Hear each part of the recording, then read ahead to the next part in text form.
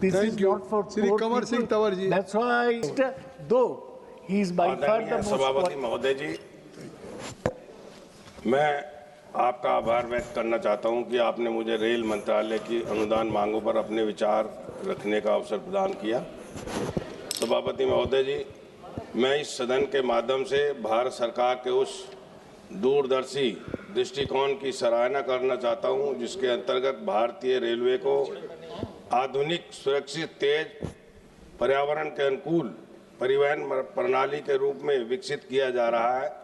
माननीय प्रधानमंत्री श्री नरेंद्र मोदी जी ने के यशस्वी नेतृत्व में भारतीय रेलवे आज केवल एक परिवहन प्रणाली नहीं रही, बल्कि देश की आर्थिक प्रगति, राष्ट्रीय एकता और सामाजिक विकास की एक सशक्त धुरी बन चुकी है। मुझे यह बताते हुए गर्व हो रहा है कि माननीय प्रधानमंत्री श्री नरेंद्र मोदी जी तथा माननीय रेल मंत्री जी अश्विनी वैष्णव जी के नेतृत्व में भारतीय रेलवे में अभूतपूर्व निवेश किया जा रहा है। सभापति महोदय जी, केंद्रीय बजट 2026-27 में भारतीय रेलवे के लिए लगभग 2,78,000 करोड़ का बजट आवंटन किया गया है। अब तक का सर्वाधिक अधिक है। यह आवंटन वित्त वर्ष 2025-26 के 2.52 लाख करोड़ से भी अधिक है। यदि इसकी तुलना वर्ष 2013-14 से की जाए तो 63.4 हजार करोड़ से की जाए, इससे 338% से अधिक की वृद्धि हुई है। यह स्पष्ट रूप से दर्शाता है कि भारत सरकार रेलवे को देश की आर्थिक दृष्टि और राष्ट्रीय कनेक्टिविटी का सबसे सशक्त माध्यम बनाने के लिए पूर्ण प्रतिबद्ध है। सभापति महोदय जी, पिछले कुछ वर्षों में रेलवे इंफ्रास्ट्रक्चर पर पूंजीगत व्यय में भी ऐतिहासिक वृद्धि हुई है।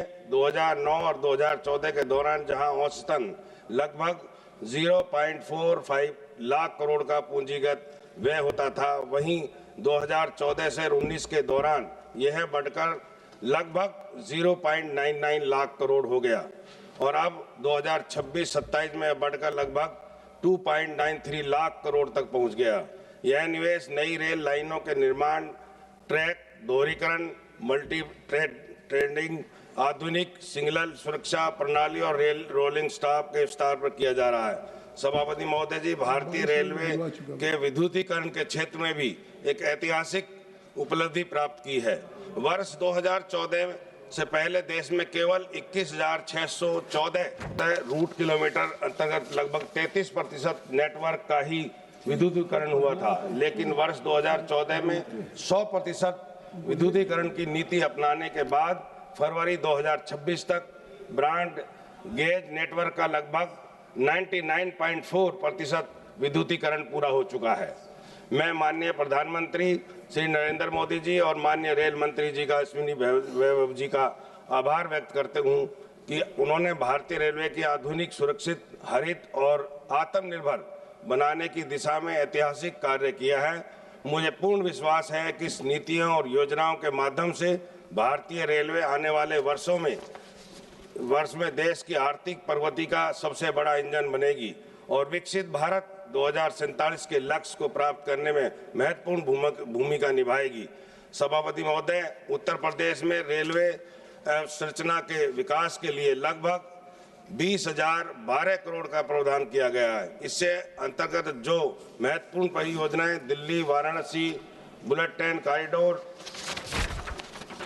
तथा Varanasi Siliguri bullet train corridor Uttar Pradesh के होकर गुजरेगी, जिसके पूर्वांचल भारत के साथ कनेक्टिविटी और अधिक दृष्टि होगी। साथ ही उत्तर प्रदेश में 157 रेलवे स्टेशन का व्यापक पूर्ण विकास किया जाएगा। इसके लिए मैं माननीय प्रधानमंत्री नरेंद्र मोदी जी और तथा माननीय रेल मंत्री जी का बहुत बहुत आभार व्यक्त करता हूं। सभापति महोदय, आपके माध्यम से मैं अब माननीय रेल मंत्री जी से अनुरोध करना चाहता हूं कि ट्रेन संख्या, ये मेरे लोकसभा की मांगे हैं, 14205 और 14206 फैजाबाद एक्सप्रेसवे तथा 15013, 15014 Ranikhet expressway. Amroha railway station पर कम से कम 2 मिनट का ठहराव प्रदान किया जाए।